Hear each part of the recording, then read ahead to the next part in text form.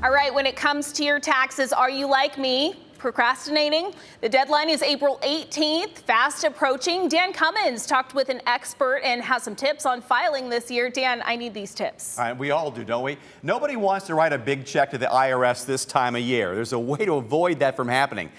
It'd be nice to get a little more on your paycheck, but it all comes down to being on top of your finances. Just want to make sure, because if you didn't, then this is the time to claim it on this year's taxes.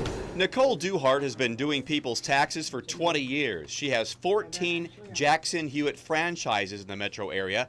Now is the time to gather all your documents, look them over, organize, and beat the rush.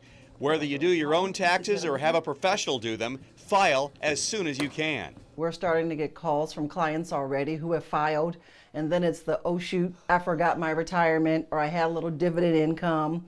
I just received my 1095-A for my marketplace insurance, which is the only insurance you have to report.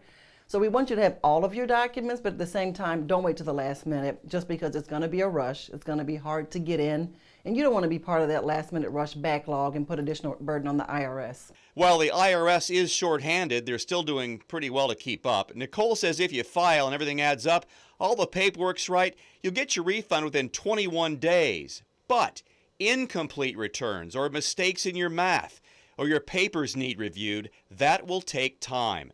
Could be a lot of time. It's a good idea to look over your W-4 at work, make sure deductions are right, maybe your kids moved out, or you've retired or changed jobs. Withholding can make or break a tax year. Call a tax office, even if you don't file there. We get calls all the time. We're more than happy to give our suggestions on what's the best way to put you in a position to not owe the IRS, because we all want that perfect balance. Some people want to use it as a savings account to save some money, but like you said, you don't want to get caught in owe, and then you don't necessarily want to give most of your money throughout the year to wait for that one-time funding. One thing you can do today to save yourself some money is adjust your W-4. If you had to pay last year, this time around, raise your withholding so you owe less. On the other hand, if you got a large refund, do the opposite. Reduce your withholding so you see more money in your paycheck each payday, and the government doesn't hold on to it all year. Oh, and when it comes to 401k, reminder here, folks, reminder, if you're not 59 and a half years old, there's a penalty for tapping into that nest egg.